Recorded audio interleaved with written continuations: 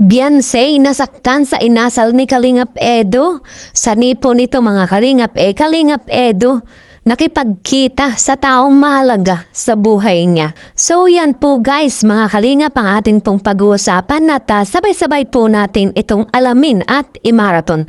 Pero bago yan guys mga Kalingap, bago po natin tuloy ang pag-usapan ang ating pong topic, isa muna pong mapagpalang araw sa inyong lahat. Magandang araw at magandang gabi po sa ating pong mga viewers and subscribers na patuloy pong sumusuporta sa ating pong munting channel. Sa buong Kalingap and supporters, sa mga bigating sponsor ng EDC, mega love shoutout po sa inyong lahat. At muli po tayong nagbabalik para sa isa na namang talakayan sa bago po nating topic natin pong pag-uusapan. At syempre sa bago pa lang po sa aking munting channel, sa mga hindi pa po nakakapag-subscribe, mag-subscribe na, mag-like and share na po kayo at nang sa ganun lagi po tayong updated sa lahat po ng ating mga videos. At huwag na huwag po natin kalilimutang suportahan at marathon po natin mga Kalingap ang mag-amang matubang na si Kuya Bal Santos Matubang at syempre si Kalingap Rob. Patuloy po nating suportahan sila sa araw-araw po nilang pagtulong sa ating pong mga kababayang mahihirap. Para syempre mas marami pa po silang may scout. No skip ads mga Kalingap. No, sa ganun patuloy pa silang makatulong at mapalawak pa ang kanilang charity works. At so yun guys mga Kalingap, dumako naman po tayo sa ating topic. Beyonce nasaktan sa inasal ni Kalingap Edo. Sa nipo nito mga Kalingap Kalingap Edo nakipagkita sa taong mahalaga sa buhay niya. Guys, mga Kalingap, patindi nga po ng patindi ang mga kaganapan sa bawat vlogs ng EDC at kapanapanabik ang bawat episode. Pero bago yan mga Kalingap, kamustahin po muna natin ang EDC ngayon. Ano na nga ba ang mga bagong updates, mga bagong pangyayari?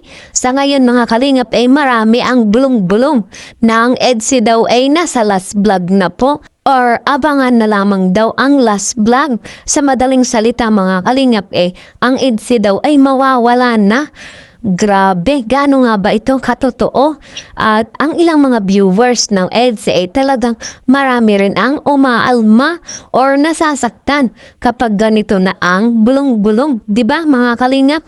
Kumbaga mga Kalingap parang bomba na sumabog or mismo ang EDC mawawala. Diba? Lalo na sa mga viewers na talagang napamahal na sa love team ng EDC at maging tayo mga Kalingap. Sobrang malulungkot din kasi nga ang EDC talagang nagbigay sa atin ng matinding inspirasyon, saya, kilig at aliw sa araw-araw nating buhay. At muli mga Kalingap, gaano nga ba ito katotoo?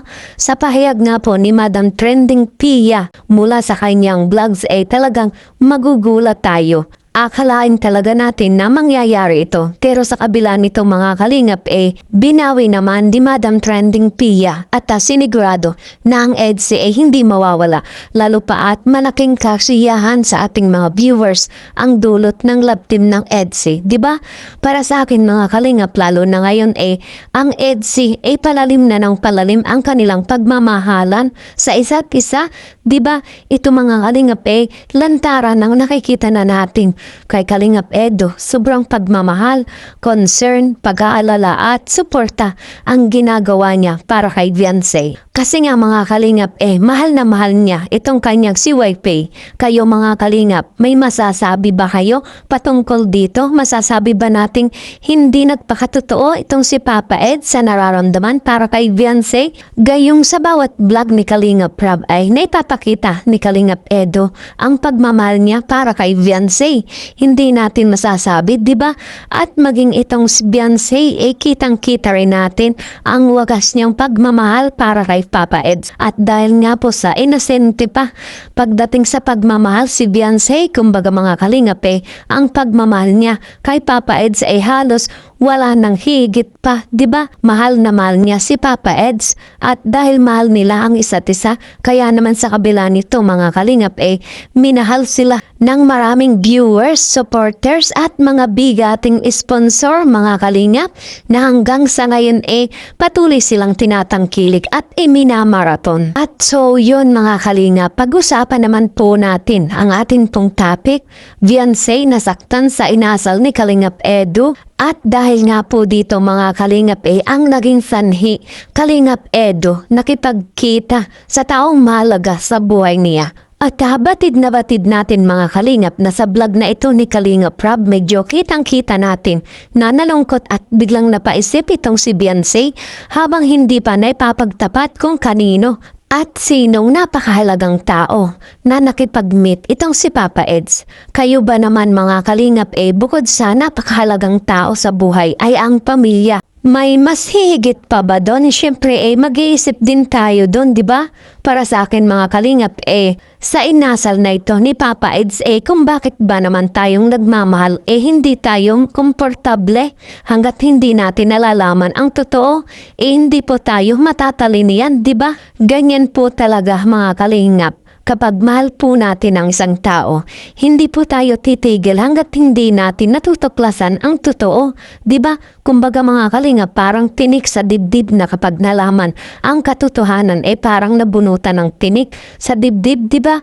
Ganyan mga Kalingap, ganyan po si Beyonce. At dahil po dyan mga Kalingap tunay na mahal ni Beyonce si Papa Eds.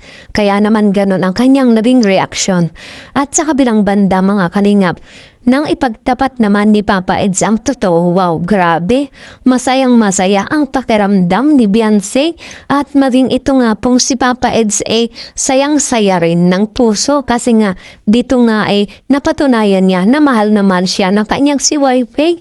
At syempre mga Kalingap, maging ang mga Kalingap boys talagang tuwang-tuwa. At maging si Kalingap Rob, guys, kumbaga sa pagkakataong ito'y talagang ramdam na ramdam natin na parang may prank, di ba? Dahil sa inasal na ito napatunayan nila na ang pagmamahal ni Beyonce tunay na tunay at hindi nagbabago para sa kanyang si Habi. Ibig sabihin mga Kalingap talagang mahal nila ang isa't isa. Walang halong biro. At siyempre mga Kalingap, sa bandang huli pinaliwanag naman ni Kalingap Rob ang katotohanan. Sinabi ni Kalingap Rob na ang taong mahalaga sa buhay ni Papa Eds na humantong sa kanilang pagkikita ay walang iba kundi ang kanyang nakatatandang kapatid. At ito nga po mga Kalingap ang ate ni Kalingap Edo. Pero paano yan mga Kalingap? Ang tanong, gayong mahal na mahal nila ang isa't isa, lantarang-lantara na, in public, sa social media, ano pa ba ang dapat pa nating asahan na mga kilig pa more? Gayong alam nating silang-sila na talaga, Edsy forever. Will you marry me na ba? Or vlogs kilig pa more? Wow, grabe mga Kalingap. Ano ang masasabi niyo mga Kalingap? Comment nga po kayo. Huwag mong isipin yung isa lang yung sa mahalagang tao sa buhay ko. Pinakamahalaga, sabi mo kanina wag ka. Oo, sa pinakamahalaga, isa ka rin. Sama mo na ikaw. Dalawa na. Pero selos tayo.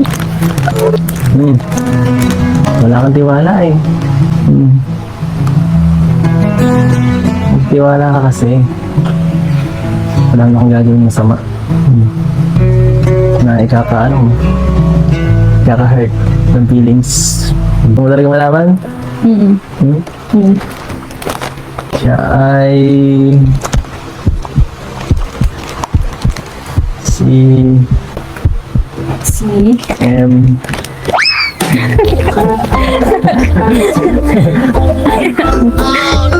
CM. Bira. Dito lang yun Kapatid ko. Sino ka baga? Nga pala. Ibang emi nasa isip ko